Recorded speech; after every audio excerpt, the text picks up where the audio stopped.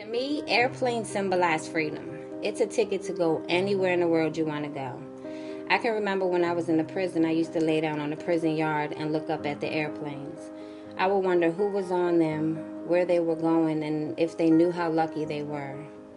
I also wondered when or if I would ever get that plane ride home again. Like I said, I didn't grow up in a bad surrounding. I had a good mother who kept me off the streets and kept me from doing negative things. But when she passed away, you know, I learned a life that I probably never would have learned if she was still alive. And I began to do bad things, and I thought it was right. I just wanted to blend in with the crowd. And when this happened to me in Trinidad, I just knew God hated me. I knew my life was over. I just knew I was being punished, and that was it for me.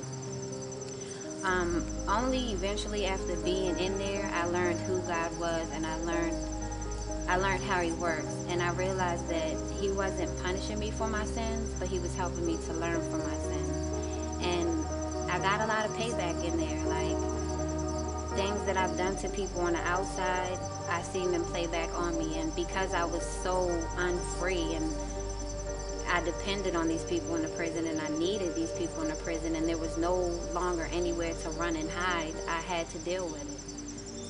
For a whole year, back and forth to court, back and forth to court, back and forth to court, every 10 days, it just got frustrating. I was unconvicted, still not knowing when I was coming home, not knowing when my judgment was going to come, and when it did come, how much time was I going to give.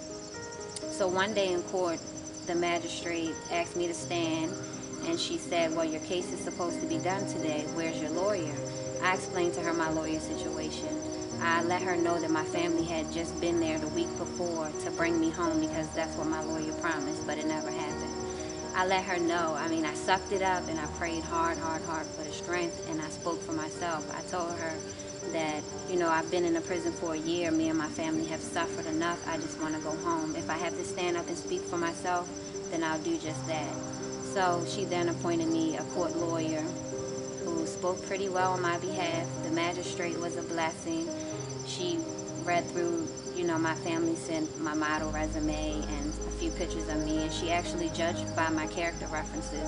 And my final judgment was 2 years or $25,000 for one charge, and 2 years or $25,000 for my second charge. So altogether, I could have done the 2 years, which would have ran together, or I could pay the $50,000. 4 months later, my family was able to pay the fine, and I came home. I woke up one morning, and I noticed on the caller ID that there were several missed calls from my dad's house over the night. So I immediately called back because I thought there was something wrong, and Courtney answered the phone. I had no idea that she even was released from prison at that time, let alone that she was home. Ooh, on that plane ride home, everything felt so fake. It felt like I was in prison. I read a lot, so I really felt like I was still laying on my bunk reading another book. Like, it didn't seem real. It was actually at night when I arrived back in the States. When I got off the plane, my aunt actually flew down to Trinidad to fly back with me, so I didn't have any problems in the airport. So when we finally reached BWI to come home, I just, like, all my senses were gone. I couldn't hear anything. My whole body felt numb.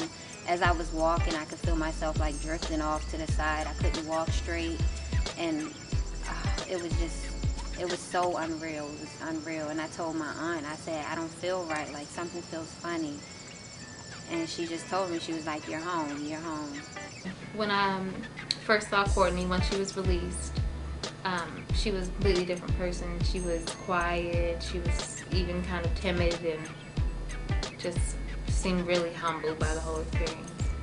It was weird seeing my family. It was weird seeing my dad and seeing the smile on his face, because, like, he was someone growing up that was always nonchalant, never had feelings about anything. And, you know, when I first got held in prison, I actually heard my dad cry.